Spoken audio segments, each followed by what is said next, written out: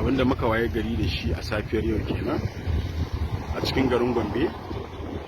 Ta ko ina ka zaga hoton Madugu kake gani tare da mai lantarki, wato Hamisu dan takarar gwamnan jihar kenan. Masha Allah Madugu, muna marhaban da zuwanka. Allah ya sauke ka lafiya, yanda ka zo lafiya kuma Allah ya mai da kai gida lafiya albarkacin annabi Muhammad.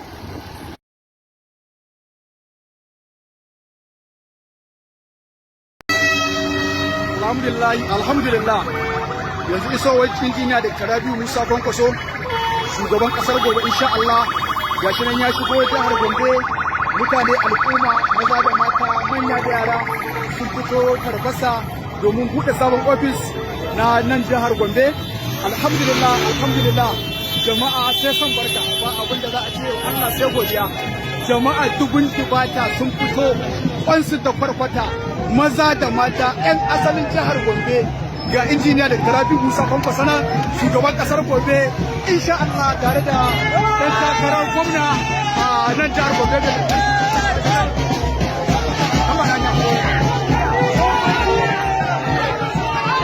Da girma injiniya da Rabi'u Musa Kwankwaso da shi da mai lantarki ga suna sun taho insha Allah.